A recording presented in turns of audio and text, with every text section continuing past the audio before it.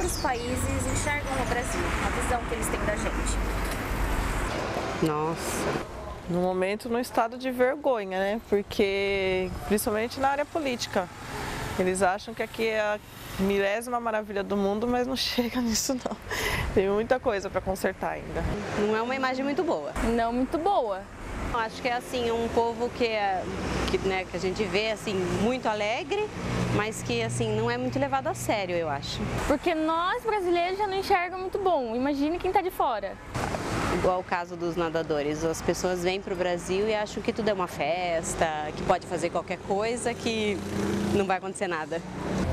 E você acredita que tem mais oportunidades aqui no Brasil ou lá fora? Fora. Por quê? Porque fora do Brasil, eu não sei o que acontece com o povo brasileiro, sabe? Tipo, eles não...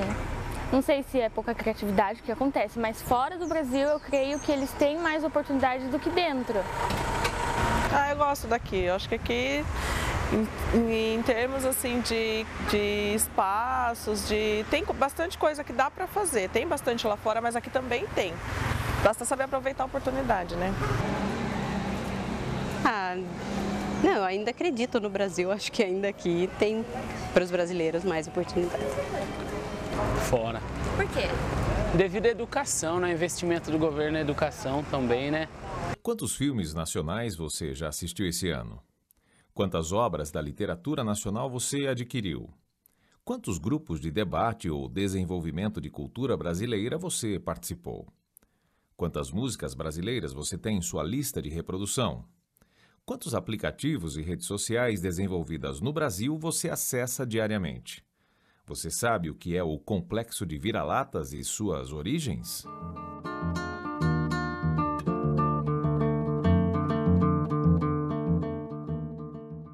O conceito complexo de vira-latas surgiu na década de 50, criado por Nelson Rodrigues e ligado à expectativa de vitória que o brasileiro depositava em sua seleção de futebol, com a derrota na Copa do Mundo em 1950, que só foi superado com a vitória em 1958. Por complexo de vira-latas, entendo eu a inferioridade em que o brasileiro se coloca, voluntariamente, em face do resto do mundo. O problema do Scratch não é mais de futebol, nem de técnica, nem de tática. Absolutamente. É um problema de fé em si mesmo. O brasileiro precisa se convencer de que não é um vira-latas e que tem futebol para dar e vender lá na Suécia. Uma vez que ele se convença disso, ponham-no para correr em campo e ele precisará de 10 para segurar, como o chinês da anedota. Insisto, para o Scratch, ser ou não ser vira-latas, eis a questão. Porém, há quem diga que o complexo de vira-latas, pensado lá em 1958, ainda está vivo em nossas dinâmicas sociais. Mas, para podermos entender melhor essa teoria, devemos voltar alguns séculos na história e revisitar os anos de formação de nosso país. Se nós pensarmos na história do Brasil, existe um tripé, 3 etnias, né, que contribuíram para a formação do povo, aquilo que o Darcy Ribeiro vai chamar de fazimento do povo brasileiro. Eu gosto dessa palavra que ele usa, o fazimento do povo brasileiro. O elemento indígena, o europeu e o negro. Pensando nessa perspectiva mais antropológica e histórica, os índios viviam aqui dentro, com naturalidade e adaptado à sua cultura e seu jeito de fazer e viver as suas coisas. Quando ele chega aqui, Portugal usa todos os elementos de dominação colonial, né? A imposição de uma cultura, uma visão etnocêntrica, dentro uma perspectiva de que você coloca a sua própria cultura como um modelo, um padrão hegemônico, e tudo que é diferente de você, você desvaloriza, né? Isso é um instrumento muito forte de dominação. E a partir dessa lógica é que vai se pensando como é que aquilo que a gente vai chamar do povo brasileiro, ele começa a se formar a partir daí, né? Um grande estupro, né, do ponto de vista cultural, a imposição de uma cultura, de uma língua, de uma religião sobre a outra, e por que não dizer também o estupro físico, sexual mesmo, ao qual as índias precisavam se submeter também. né? Com a independência do Brasil, já começa a se pensar esse modelo monárquico já começa a demonstrar sinais de esgotamento, já começa a se pensar num novo Brasil, né? Então, em 1888, nós temos a abolição da escravidão. Em 1889, 15 de novembro, nós temos a proclamação da República. Nessa República, nós vamos pensar no novo Brasil, num pensamento de um Brasil mais moderno, né? E aí a gente precisa pensar que nós tivemos perto de 3 séculos e meio, de uma dominação de uma elite branca, né?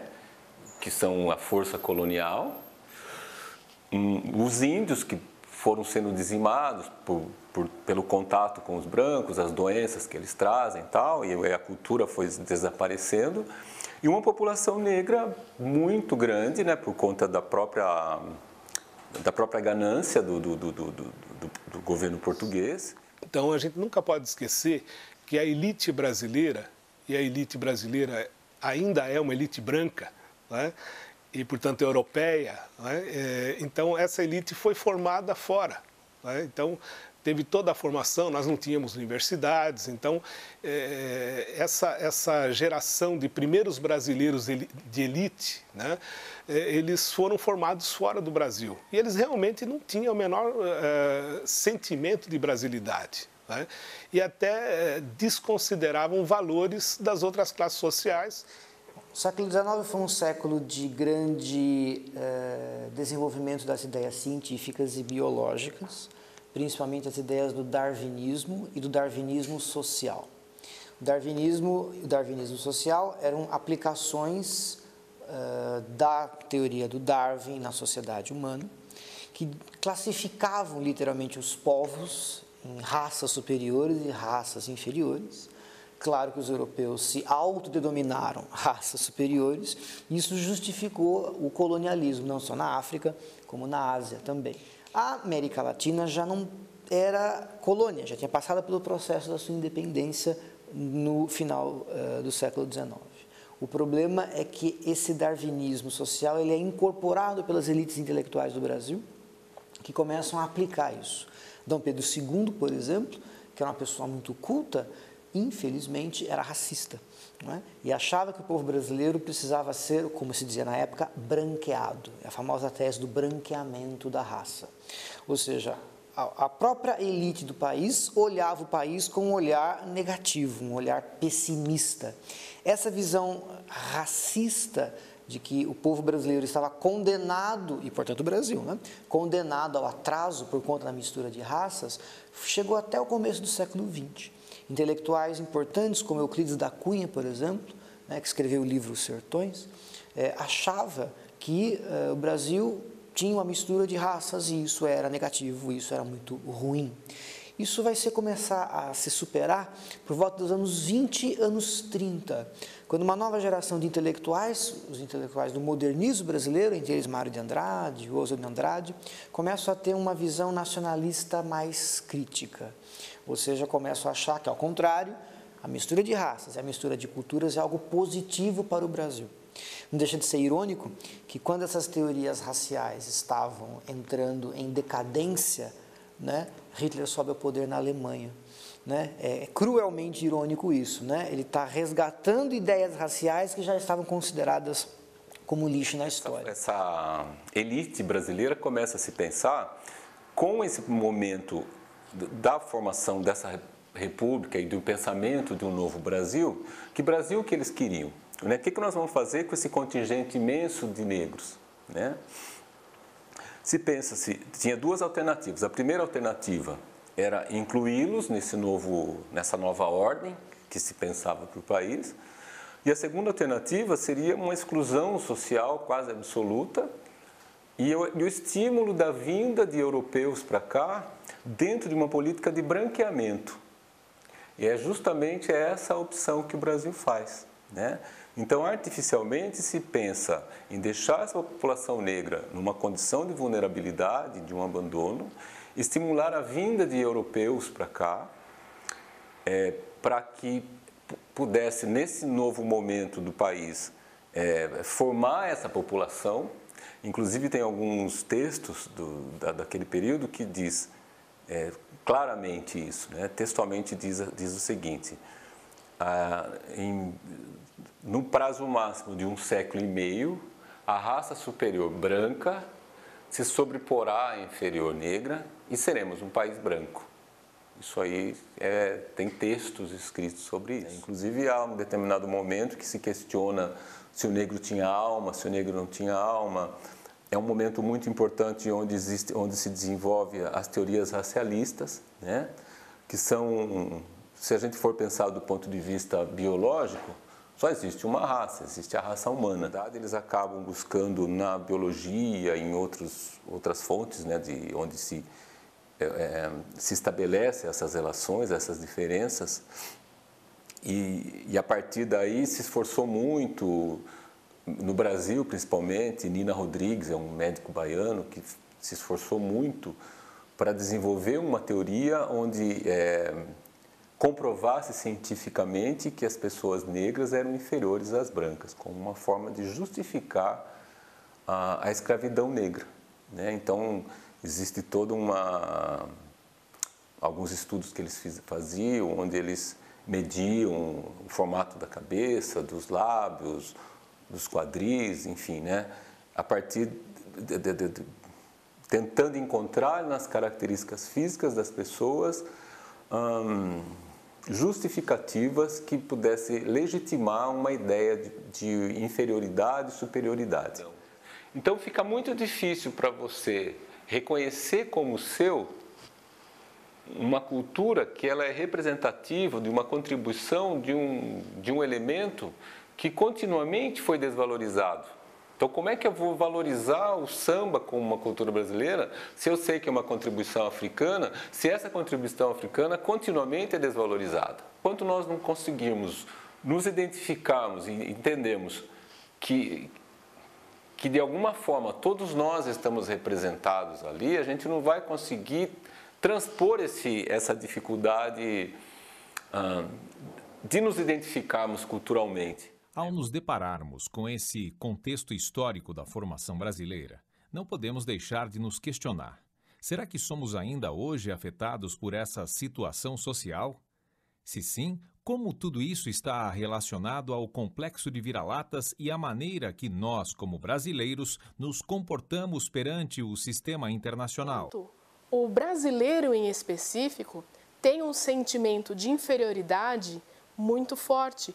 E ele é levado dentro dessa onda cultural americana, ou norte-americana, a fazer exatamente o que os Estados Unidos, por exemplo, a potência, pede ou sugere que se faça, exatamente por se sentir inferior, por não se sentir digno de ser potência, de estar entre as potências. E também politicamente, quando a gente pensa no contexto dessa dominação, os países que são potência, procuram ter outros países que sigam os seus passos, que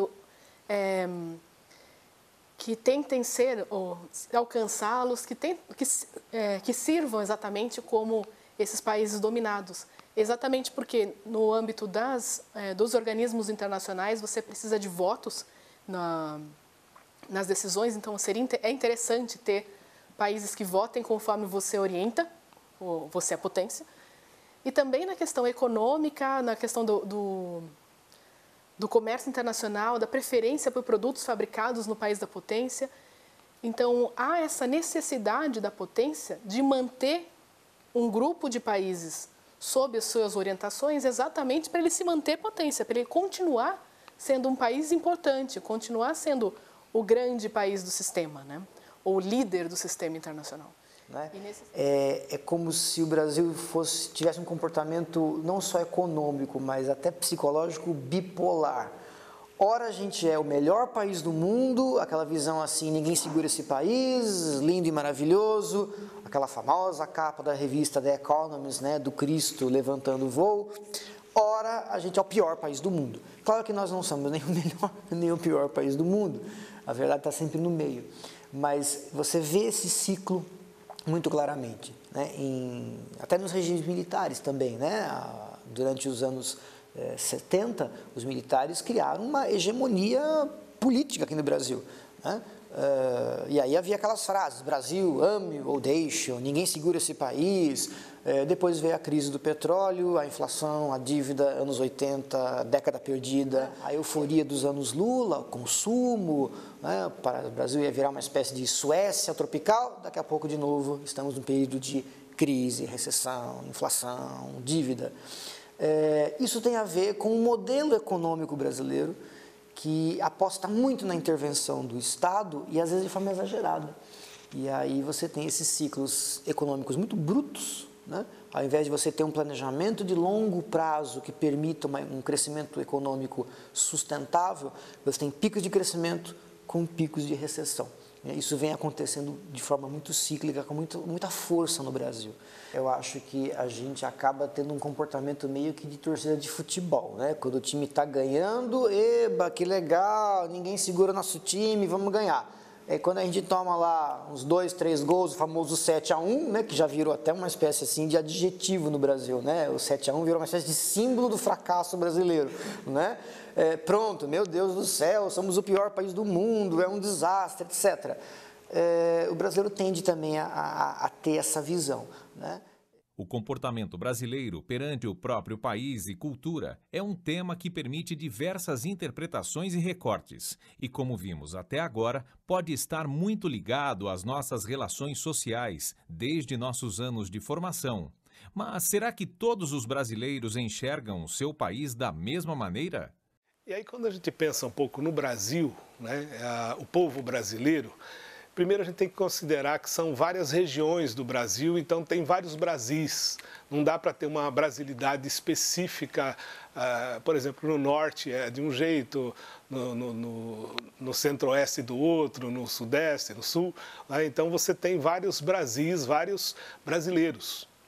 E mesmo numa cidade como Sorocaba, por exemplo, você tem várias influências, né? Então, eu acho que gostaria de pensar que o brasileiro ele é um vira-lata no bom sentido, porque ele tem várias influências, né, étnicas, africana, a europeia, a indígena, e entre cada uma delas vários subgrupos diferenciados, né? A gente nunca deve esquecer que o Brasil é a maior nação do mundo a ter deixado a escravidão.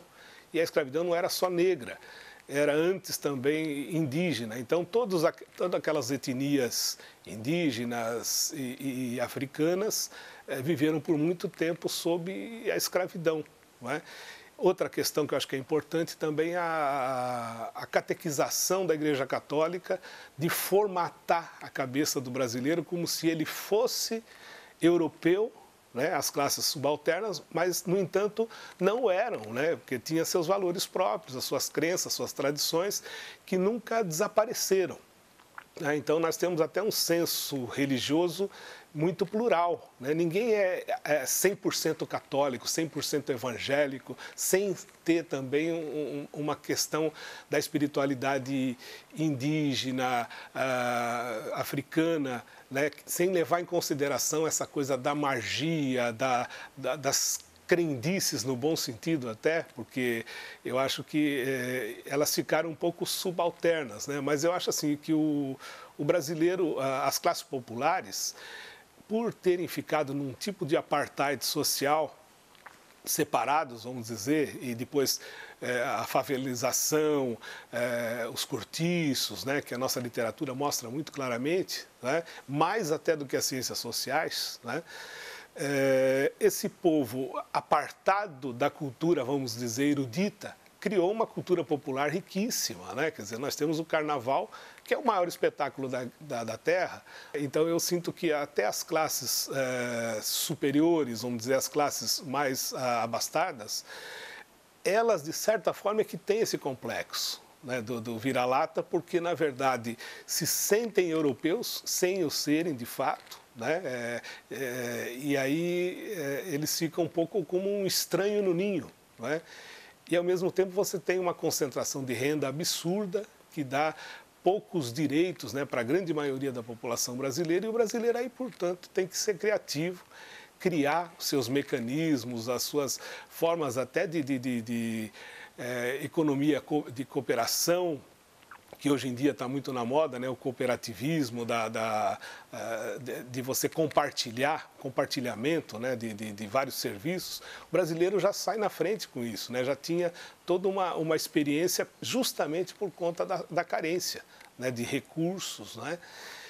E aí você tem também no processo de formação de história, é muito louco isso, porque quem perseguia, por exemplo, o negro fujão, era outro negro que era contratado. Então, um pouco isso você tem o capataz, né, o feitor, aquele que... Ele era negro também, né? E ele perseguia o irmão, né, da mesma origem por conta dos interesses, né, dos coronéis. E um pouco você tem essa reprodução na própria índole da PM, muitas vezes. Né?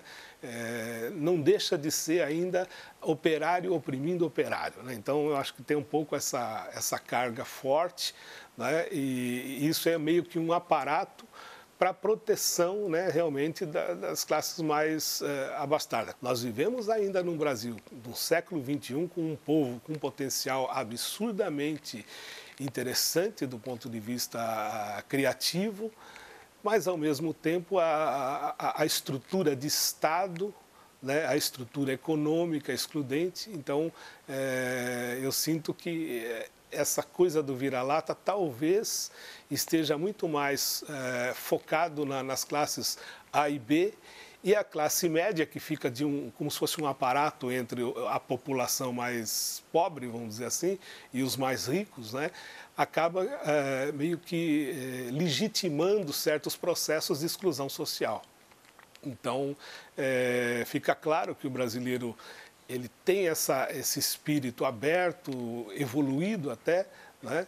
Mas, ao mesmo tempo, ele falta muito para que ele possa expressar plenamente o potencial que tem.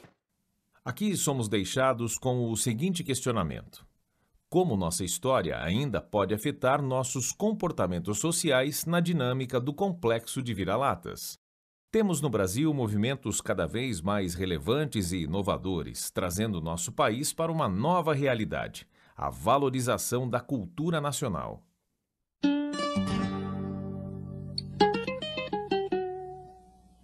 E a gente está fazendo 1 ano de projeto, né? Justamente essa semana. E ele surgiu vindo também da necessidade da demanda de Sorocaba mesmo, né? Que foi quando um grupo também de resgate da cultura africana e afro-brasileira aqui em Sorocaba chamou antes o coletivo que a gente participava, o Negra, para fazer uma conversa com crianças de fato sobre a cultura afro-brasileira. Mas aí a gente, né, para sair também daquele molde de academicista, de conversa, de teoria, de história, a gente foi pesquisar coisas que pudessem ser mais lúdicas e que facilitassem tanto para as crianças quanto para a gente, quanto se fosse de fato uma viagem, né? Uma viagem ancestral, uma viagem histórica para que as crianças conseguissem entender lá do fundo do coração mesmo, aquela coisa do tocar, né? Porque o resgate, ele traz muito isso. Você ter que tirar lá do seu cerne, né? Tentar desconstruir de várias coisas que foram fomentando para que hoje a sua identidade não seja tão fortalecida. Aí, nesse sentido, a gente ficou algumas madrugadas também pesquisando muito das princesas, né? Das princesas guerreiras, buscar a história ancestral afro-brasileira, não as descendentes de escravizados, né? Mas sim a ancestralidade nobre, né? Aquela ancestralidade de rainhas, de princesas, de guerreiras, de mulheres líderes. E é isso que o projeto vem trazendo. E ainda falando de princesas, a nossa referência é a Nzinga, que foi uma grande guerreira da Angola e liderou por muitos anos. E os nossos personagens são as irmãs de Nzinga. Eu sou a princesa Fungi e a Denise é a princesa Cambo. que na história real elas foram sequestradas e não tiveram um final, assim, que a gente não sabe qual foi o final que elas tiveram, mas pelo que a gente pesquisou não foi uma coisa boa. E aí a gente decidiu retomar essa história dessas princesas usando elas no Adeula. E a gente também é pautada na Lei 10.639, que a gente viu que aqui em Sorocaba não estava sendo aplicada nas escolas e é uma lei obrigatória. E a gente decidiu trabalhar em cima disso. E aí a gente formou todo o projeto em si. E o Adeula a gente realiza aqui nas escolas de Sorocaba e nos espaços culturais. E é uma performance de 1h30, mais aproximadamente, onde a gente, vestidas de princesa, a gente viaja no tempo através desse brinco que nós usamos, que foi uma herança da primeira mulher do mundo, a Rainha Lucy, que é um fóssil mais antigo encontrado na África. E aí a gente traz essa história e entre outras histórias, assim, desde a África até chegar no Brasil, e sempre quando chega no Brasil a gente fala da escravidão, porque não tem como ignorar isso. E a gente traz também a cultura, a gente usa o berimbau, a gente traz a história do turbante, que o próprio nome do projeto é baseado no turbante. A gente trouxe esse nome, né, pesquisando no Yorubá, que é uma língua de matriz africana de um povo do continente africano, que significa coroa de riquezas. Como a gente também traz na performance, na workshop com as crianças, o turbante, ele é a coroa da nossa ancestralidade. Então, toda vez que a gente veste, é como se a gente honrasse toda a nossa ancestralidade. Mas, infelizmente, no Brasil, quando se usa o turbante, geralmente, quando se é negro e se usa turbante, geralmente é vítima de alguma violência, né? Algumas vezes chamados também de intolerância religiosa, outras vezes chamados de racismo, que acaba sendo a mesma coisa, porque a gente vê os ataques a religiões, sempre no Brasil, religiões de matriz africana, né? Então, o turbante também, no sentido religioso, ele serve para cobrir o ori, ele tem uma perspectiva sagrada, né? E numa perspectiva cultural, da cultura afro-brasileira, ele tem toda essa herança ancestral. A gente vai percebendo pelas experiências que a cultura afro-brasileira e africana, ela precisa ser contada nas escolas pelas perspectivas dos protagonistas, então pelos afro-brasileiros, pelos africanos, às vezes quando estão aqui no Brasil, né? Que é o que a gente chama de alfabetização.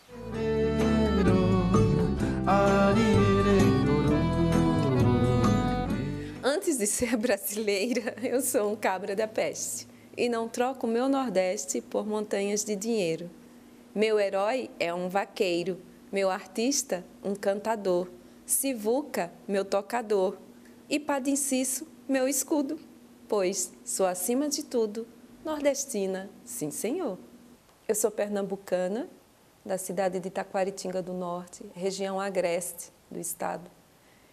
E estou em Sorocaba há 28 anos. E quando eu cheguei em Sorocaba, eu percebi que tinha muitos nordestinos.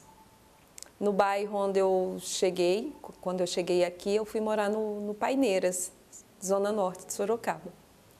E eu percebi que meus vizinhos, os proprietários de mercadinhos, de padarias da cidade, eram de origem nordestina. Aí comecei a trabalhar e a maioria das pessoas ou eram nordestinos ou eram descendentes de nordestinos. Então, no começo, quando surgiu a ideia de fundar um espaço para a valorização da cultura nordestina, foi justamente por causa do preconceito que eu comecei a sofrer na cidade. A princípio, quando eu falava, as pessoas, nossa, você é carioca? Porque eu comecei a trabalhar aqui no Hospital Unimed, de Sorocaba.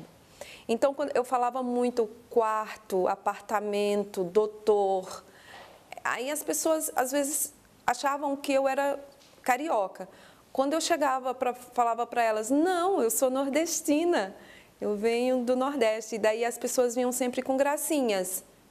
Ah, então tu veio fugindo da seca? Tu passava fome? Tu comia calango? Ah, é verdade que no Nordeste não tem pizza? Eu venho da região agreste. E muita gente nem sabia o que era região agreste, né? Então, a região agreste... Daí eu começava a dar uma aula de geografia. Falava, gente, puxa vida, o Nordeste não é só sertão. Eu conheço o sertão nordestino, por sinal, eu sou da região agreste. A região agreste é onde se tem uma abundância de água, um clima diferenciado, muitas árvores. Mas também eu conheço o sertão. E o sertão, para falar a verdade, me encanta mais do que a região agreste e até do que o litoral. Porque o Nordeste, ele possui uma riqueza extraordinária. Como eu falei, ele é o berço do Brasil. Ele é onde possui as maiores riquezas, tanto na cultura quanto no litoral, né, no turismo, na culinária. Então, por que essa vergonha de se autoassumirem nordestinos? E esse Centro Cultural de Tradições Nordestinas, ele vem justamente para resgatar isso, essa autoestima do nordestino que está fora da sua região. E o CCTN vem justamente para autoafirmar, para que o nordestino se sinta orgulhoso da sua história, da sua origem, dos seus costumes, das suas crenças, que faz parte desse universo que é o Brasil. Eu espero que quando o espaço esteja pronto, os nordestinos frequentem, mas frequentem em peso mesmo, para se orgulharem, para chorarem de emoção ao rever que a sua cultura é rica e que não tem nada que se orgulhar, que não tem nada de que se esconder, né, atrás de uma coisa que ele não é. E o CCTN vem para que acorde, sacuda ele, olha quanta riqueza tem, olha quanto é lindo. Os maiores músicos vêm da nossa região, o artesanato brasileiro vem da nossa região, né? A música, a dança, o folclore, a culinária. Eu costumo dizer que a culinária pernambucana, nordestina, é a mais brasileira de todas, porque foi lá onde tudo nasceu, foi lá onde foram criados os portugueses, trouxeram os seus pratos típicos, aí junta com o pessoal que veio, os negros, os africanos, aí já estavam os índios aqui e nós fizemos essa mistura gastronômica maravilhosa que tem aí, né? A mistura do negro, do índio, do europeu. A gente vive trabalhando para que esse espaço de cultura seja mais e mais reconhecido, seja visto, principalmente pelos nordestinos, pelo poder público, para que isso não é bom só para o nordestino, é bom para a população em geral. Como qualquer país, o Brasil tem seus ganhos e suas perdas, mas esses movimentos lutam para mostrar para o brasileiro outra face de sua nação. Uma nação que resgata suas origens e as usa para se tornar mais forte e mais rico. O que seria do Brasil se nós, brasileiros, procurássemos o conhecer melhor? Que povo seríamos se resgatássemos nossas histórias? Seríamos reflexos da colonização ou a face de uma nação que viveu, lutou e venceu? E você tem orgulho de ser brasileiro? Em umas partes, sim. Porque os trabalhadores são guerreiros e tem que correr de atrás mesmo. O brasileiro não desiste nunca, já tá... Esse daí já é o lema mesmo, brasileiro não desiste nunca. Tenho orgulho sim de ser brasileiro em alguns aspectos e tenho orgulho do Brasil em outros, né? Investindo na Copa, investindo em várias coisas aí, sendo que tem muitas coisas aí que se o governo parar para prestar atenção, tem muitas coisas a tá vendo, né? Educação, saúde, assim por em diante. Por um lado, sim. Por essa liberdade que a gente tem, apesar dos pesares, as alegrias, as coisas boas que acontecem, mas tem coisa para fazer ainda, né? Mas eu tenho orgulho, sim, bastante.